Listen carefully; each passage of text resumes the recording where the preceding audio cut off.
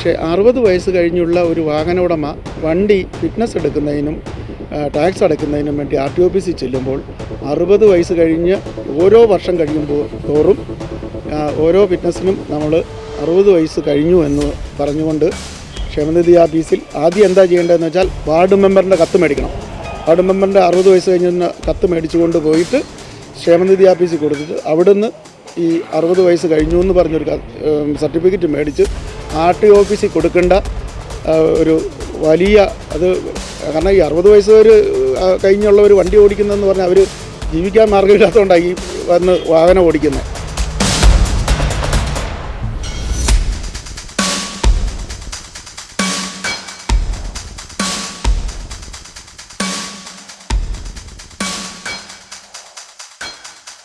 Taxi വ്യവസായം ഇന്ന് ചരിത്രത്തിലെ ഏറ്റവും വലിയ പ്രതിസന്ധിയിലൂടെയാണ് കടന്നു പോകുന്നത്.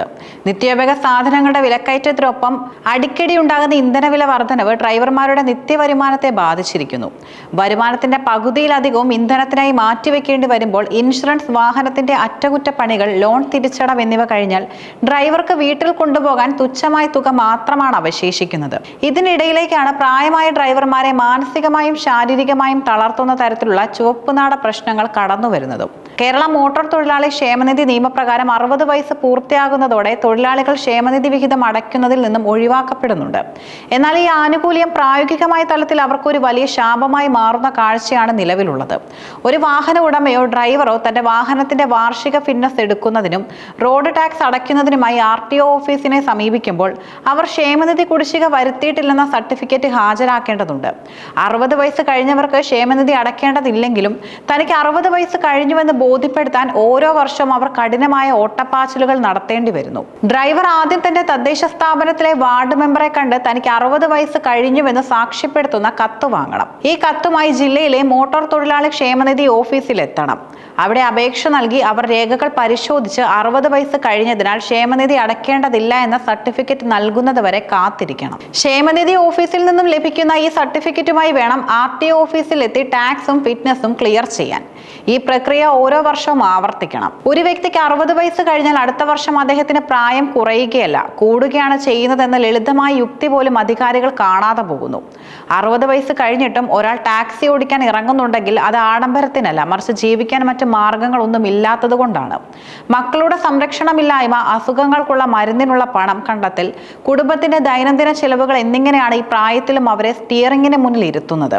ശാരീരിക അസ്വസ്ഥതകൾ അനുഭവിക്കുന്ന ഈ വയോധികർ ഒരു ഒപ്പിനും സർട്ടിഫിക്കറ്റിനുമായി ദിവസങ്ങളോളം സർക്കാർ ഓഫീസുകളുടെ വരാന്തകളിൽ കയറി ഇറങ്ങേണ്ടി വരുന്നത് മനുഷ്യാവകാശ ലംഘനത്തിന് തുല്യമാണ്. ഓഫീസുകൾ കയറി ഇറങ്ങുന്ന ദിവസങ്ങളിൽ അവർക്ക് പണിക്ക് പോകാൻ കഴിയില്ല, അതായത് അന്നത്തെ അന്നം മുടങ്ങുന്നു. കൂടാതെ യാത്രാ ചെലവും സമയനഷ്ടവും വേറെ. തൊഴിലാളി സംഘടനകളും സാധാരണക്കാരായ ഡ്രൈവർമാരും മുന്നോട്ട് വയ്ക്കുന്ന ആവശ്യം തികച്ചും ന്യായവും ലളിതവുമാണ്. ഒരാൾക്ക് 60 വയസ്സ് പൂർത്തിയായി എന്ന രേഖകൾ, അതായത് ആധാർ കാർഡ്, റേഷൻ കാർഡ് അല്ലെങ്കിൽ ജനന സർട്ടിഫിക്കറ്റ് പരിശോധിച്ച് ബോധ്യപ്പെട്ടാൽ ക്ഷേമനിധി ഓഫീസിൽ നിന്നും ഒറ്റത്തവണ സർട്ടിഫിക്കറ്റ് അല്ലെങ്കിൽ ആജീവനാന്ത ഇളവ് കാർഡ് അനുവദിക്കുക. ഈ ഒരൊറ്റ സർട്ടിഫിക്കറ്റ് കാണിച്ച് ഡ്രൈവർമാർക്ക് പിന്നീടുള്ള എല്ലാ വർഷങ്ങളിലും RTO ഓഫീസിലെ സേവനങ്ങൾ ലഭ്യമാക്കണം. ഓരോ വർഷവും വാർഡ് മെമ്പറെയും ക്ഷേമനിധി ഓഫീസിനെയും സമീപിക്കേണ്ട അവസ്ഥ ഇതിലൂടെ ഇല്ലാതാക്കും. കേരള സർക്കാർ ജനകീയ ബദൽ നയങ്ങളും വാതിൽപ്പടി സേവനങ്ങളും നടപ്പിലാക്കുന്ന കാലഘട്ടമാണിത്. കൂടാതെ ഗവേണൻസ് വഴി സർക്കാർ സേവനങ്ങൾ വിരൽത്തുമ്പിൽ ലഭ്യമാക്കുന്നുണ്ട്. ഈ സാഹചര്യത്തിൽ മോട്ടോർ തൊഴിലാളികളുടെ ഈ ദുരിതത്തിന് അറുതി വരുത്താൻ ബഹുമാനപ്പെട്ട ഗതാഗത മന്ത്രിക്കും ഗതാഗത വകുപ്പിനും വളരെ എളുപ്പത്തിൽ കഴിയും.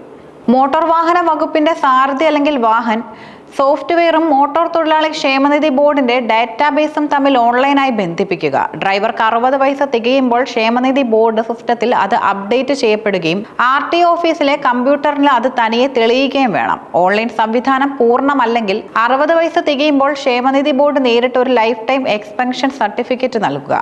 ഓരോ വർഷവും വാർഡ് മെമ്പറുടെ കത്തിന് പകരം ആധാർ കാർഡിന്റെ കോപ്പിയും ഉടമയുടെ സ്വയം സാക്ഷ്യപ്പെടുത്തിയ സത്യപ്രസ്താവനയും മാത്രം സ്വീകരിച്ച് RTO ഓഫീസുകളിൽ നികുതിയും ഫിറ്റ്നസും അനുവദിക്കുക.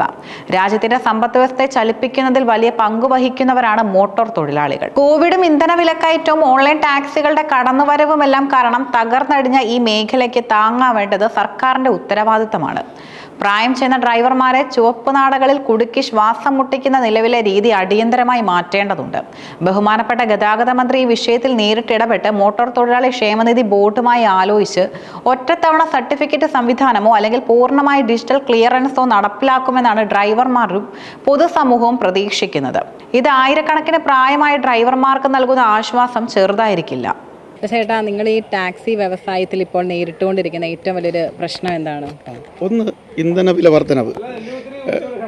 ഇന്ധനവില വർധനവ് ഈ വ്യവസായത്തെ വലിയ രീതിയിൽ ബാധിച്ചിട്ടുണ്ട്. പിന്നെ ഞങ്ങൾ പ്രധാനമായിട്ടും ഒരു പ്രശ്നം അഭിമുഖീകരിക്കുന്ന വാഹനത്തിന് ക്ഷേമനിധി അടയ്ക്കുന്നത് 60 വയസ്സ് കഴിഞ്ഞാൽ പിന്നെ അടയ്ക്കേണ്ട എന്നുള്ളൊരു നിയമമുണ്ട് കേരളത്തിൽ, മോട്ടോർ ഇത്.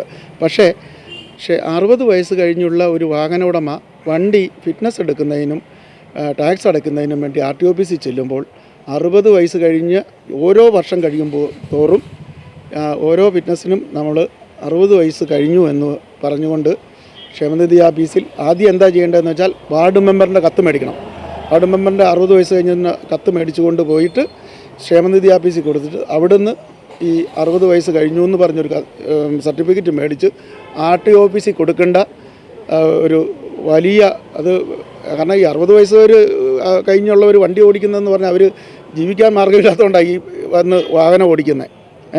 അപ്പം അങ്ങനെയുള്ളവർക്ക് ഒരു പ്രാവശ്യം, ഒറ്റ പ്രാവശ്യം കൊണ്ട് ഈ സർട്ടിഫിക്കറ്റ് കൊടുത്താൽ അത് ഇന്നിപ്പോൾ എല്ലാം ഡിജിറ്റലാണല്ലോ. ഇതിൽ കമ്പ്യൂട്ടറിൽ കയറ്റി ഇട്ട് കഴിഞ്ഞാൽ അവിടെ സർട്ടിഫിക്കറ്റ് കിടക്കുമല്ലോ. അതുകൊണ്ട് അത് ഒന്ന് ഒഴിവാക്കി തരണമെന്ന് കേരളത്തിൻ്റെ ഗതാഗത വകുപ്പ് മന്ത്രിയോട് ഞങ്ങൾ വിനയമായി അഭ്യർത്ഥിക്കുകയാണ്. ഇത് നിങ്ങൾ അദ്ദേഹത്തിൻ്റെ ശ്രദ്ധയിൽപ്പെടുത്തുമെന്നും CP ജോൺ അവരുടെ ബഹുമാനപ്പെട്ട മന്ത്രി ശ്രദ്ധയിൽപ്പെടുത്തുമെന്നും ഞങ്ങൾ വിചാരിക്കുന്നു.